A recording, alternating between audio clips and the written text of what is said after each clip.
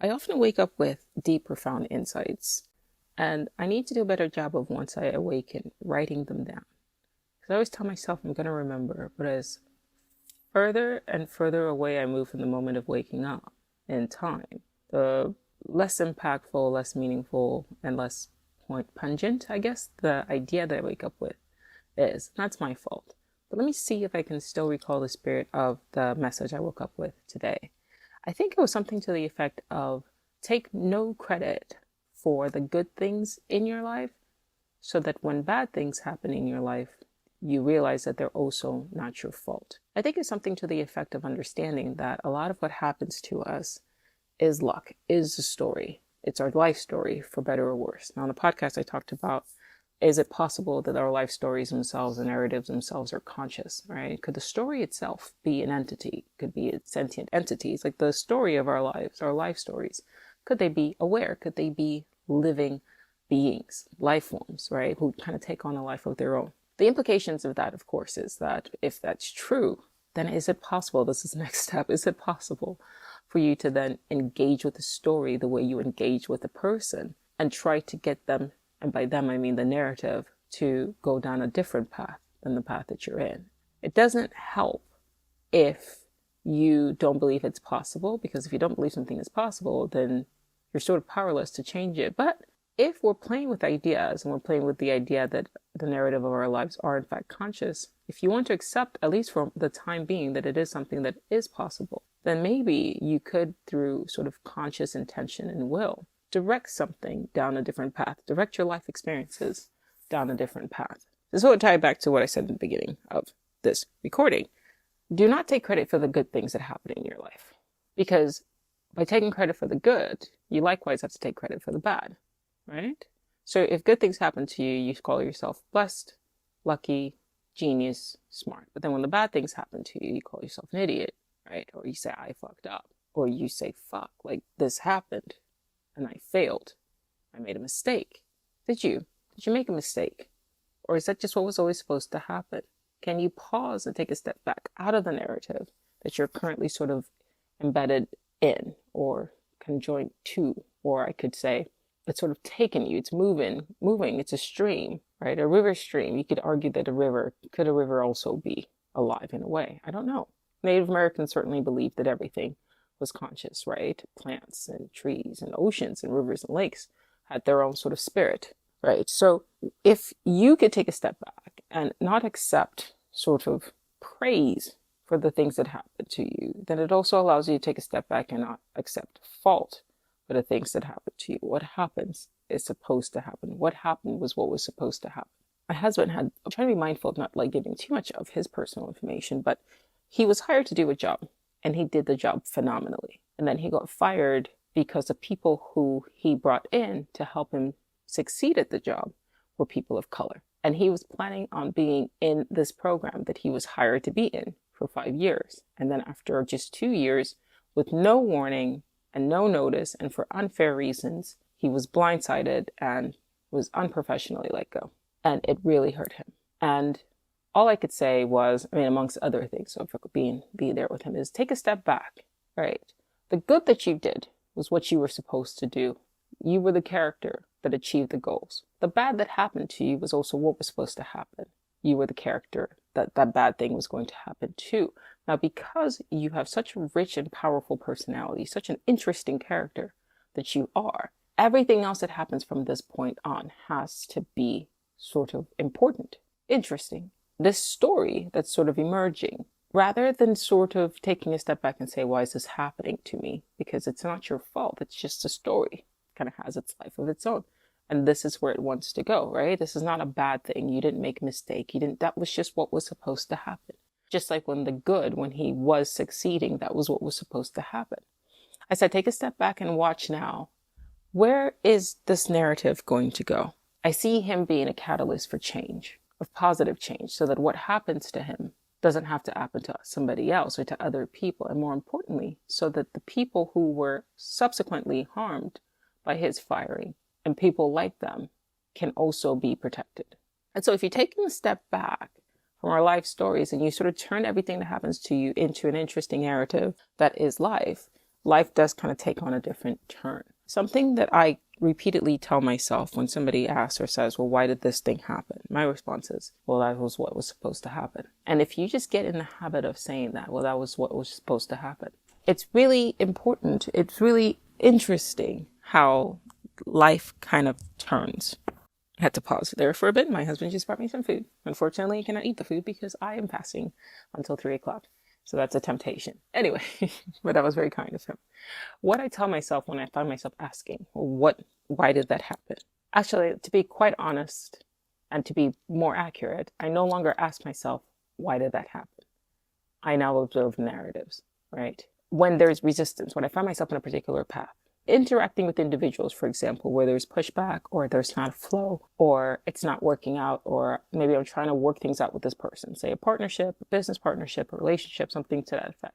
And I keep getting pushbacks. The temptation is to kind of keep kind of flying through, even though your interactions with them, everything but your interactions with them is unpleasant. And it's telling you, hey, this is not right. You don't feel happy interacting with the person. You don't feel good. Remember in the previous episode where I talked about how you sort of know ahead of time that on some level, what we call our unconscious, which is actually our future mind, right? That is populated with the interactions that we will have in the future, where you know this isn't going to work out, right? And so there's certain leaks where you kind of feel it. It's all entangled together. Your future experiences and your present experiences are all entangled. So when you're interacting with a person and you keep sort of butting heads with them, that's something there's a message there that's telling you, hey, this narrative it's sort of, if you look at it as a narrative, you could think of as foreshadowing, right? Because this is foreshadowing that the narrative is going to go down a particular path, right? It's like a blinker in a car, right? It's going this way. So you're going to pay attention to that. But when you are trying to interact with people and there's this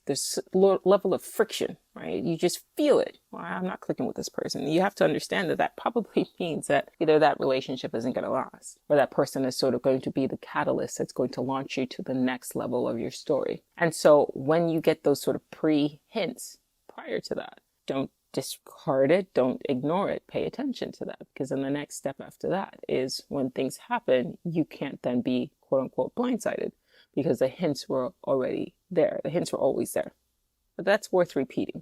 The hints were always there. But if you tie it back, right, when good things happen, be mindful of not accepting credit for it. You can't accept credit for a narrative that always was going to be, right?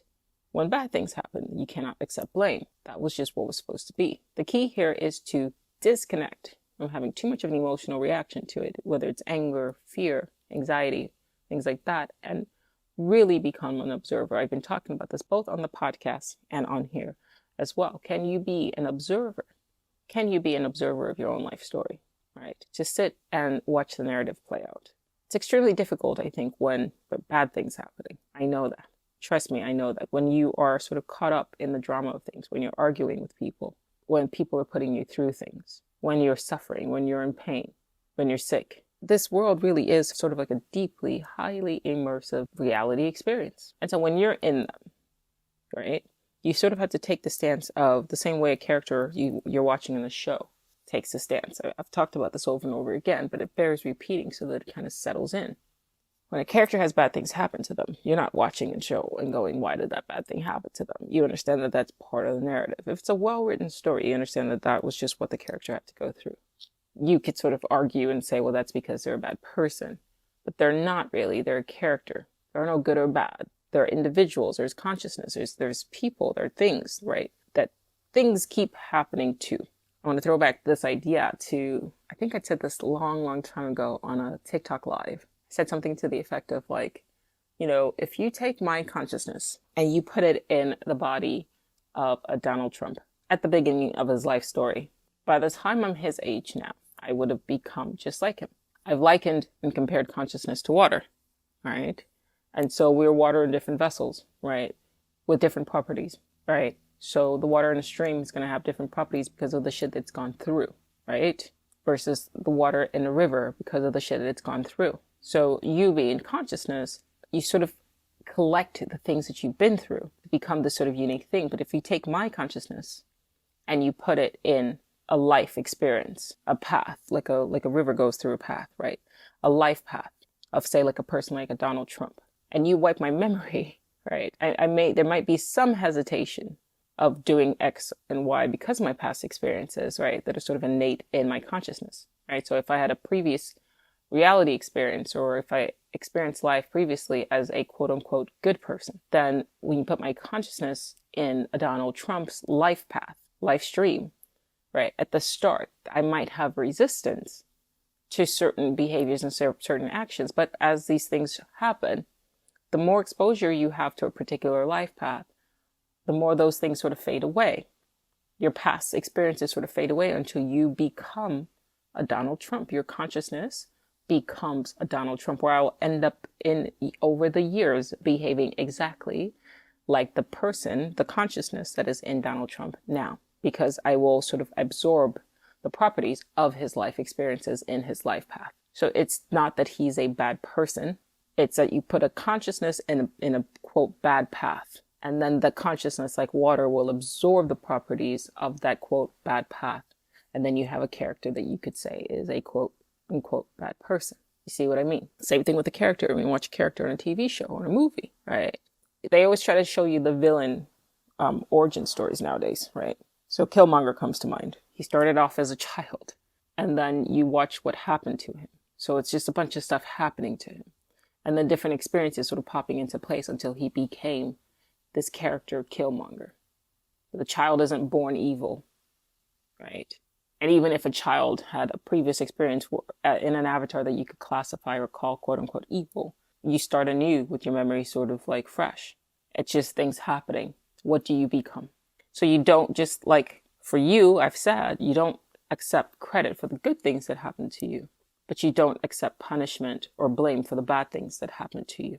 That's just the path that you found yourself on. This is very important, and it's worth really sitting with and thinking deeply on and about, because then all of a sudden you really stop blaming people for their actions. This part's actually quite hard to do. I'm smacking my hands. This part's actually quite hard to do, because there's a temptation of just being like, and we do this with characters as well. I'm watching the Forsyte Saga, not the 1970s version. This is BBC Masterpiece Theater, the 2002 sort of remake, PBS sort of update. It's got Damien Hirst on it because it just finished Billions. And so I wanted to sort of see what else he was on. And I remember that I'd watched this before. I didn't watch the whole first season though, so I have no idea how it ended.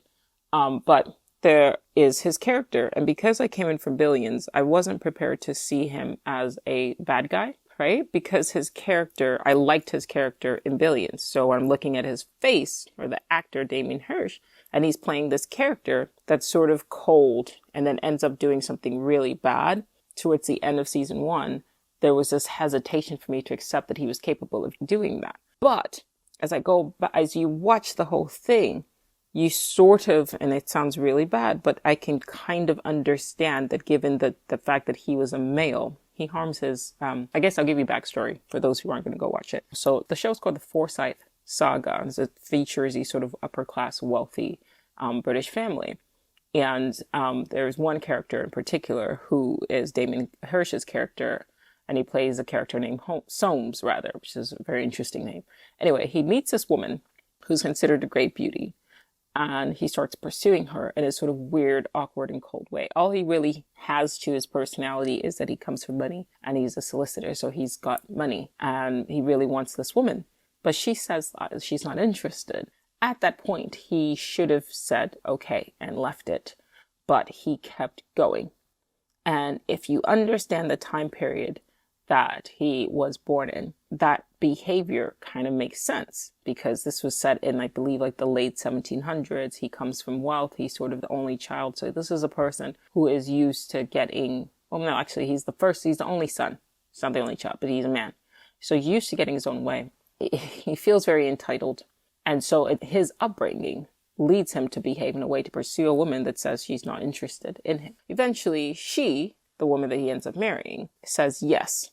But once again, she's saying yes because she's a victim of her upbringing. She grew up, once again, upper class, but her father passed away and she was left without money, and she didn't want to get a job. So then she finally agrees to marry this guy who all he's doing is offering her money. He's like, I could take care of you. You don't have to work. I will make sure that you're happy. And then her aunt her stepmother also says, you have to take this proposal because I don't have enough money to support two people based on, what her father left them. So she marries him, and she is cold to Soames, Damien Hirst's character, like for the majority of their marriage. And it's easy to judge with our modern eyes, like, why would you then marry somebody? But I understand that women didn't have that many options back then. So her behavior makes sense. His behavior makes sense towards the end. It is unwarranted, obviously. I'm not condoning what he does, but the wife begins to have an affair with an architect who Soames, Damien Hirst's character, hires. And he hires his character as this architect, as he's virtually unknown. And because of Soames hiring him, he starts to become well known. But this man is now having an affair with this woman that Damien Hirst's character, his wife, he has been trying to get to warm up to him for years. So at the end, he does something really, really deplorable to his wife. And it's like, that's really fucked up that he did that. But on the opposite end, understanding, it's obviously, and I'm saying this, there's never an excuse to behave in that way. But this was also done in a time when women's rights were virtually non-existent. And considering that she was actively having an affair, I can understand why he moved in that way. It obviously tainted his character and then made him a quote-unquote bad person. But you can also take a step back and see that this path that he was on from birth, even his mother had said to him, I should have taught you not to love something so, like, too much, so possessively. And she blamed his actions, Damien Hirst's actions. The mother, the woman who played his mother, the character, blamed his obsessiveness on the fact that she didn't tell him when he was young to not be so possessive of things that he quote unquote loved. And so you see, he was set on a path from the beginning that led him to behave in the way that he behaved in. So the good things that happened to him, it was just the good things that he was just born into a life of luxury. And then the bad things that happened to him and the bad things that he quote unquote did also were a result of the things that happened to him. And so you look at the person and you go, wow. As I'm watching the show, I literally said out loud, like, there are no good characters here. I don't even know who to root for. But that's what makes it such an interesting human drama, because most people are not inherently 100% good or inherently 100% bad. And that's worth noting, right? That's if you are mostly, quote, good, it's because you found yourself in a path, right? In a life path, as I've said with the stream, a life stream, where you've had mostly good things happen to you, or you were raised with a particular temperament, or you were born into a body with a particular temperament, and then epigenetics come into play, right? So it doesn't necessarily make you a, quote, good person where you should take full credit of that. It makes you a lucky person, as in a lucky consciousness to have found yourself in that person that you are now playing as. But then the opposite, the inverse, is also true. It allows you, and this is hard to do, like I said, it's very easy for us to start sort of lambasting, and I'm guilty of this too. When somebody acts like a shithead or a dickhead, it's my favorite word now, dickhead, you really want to go in and be like, hey, fuck this person, like this person is a bad person. But it's just they're a victim of circumstances and narratives that they found themselves on more so. That's just their character, and leave it there, right? Leave it there. Anything beyond that is judging, where neither of us or none of us have the right to judge, because we are in the same ship as the person that you are judging. You just got a different lot of straws than they did. You were raised differently. You were born into a different circumstances, so it makes you have a bit more common sense and not move in a particular way. So if you can get rid of the habit of judging and just watching and just observing, honestly, I think that will put you into a different mindset, which now leads me to the next episode that I'm going to record.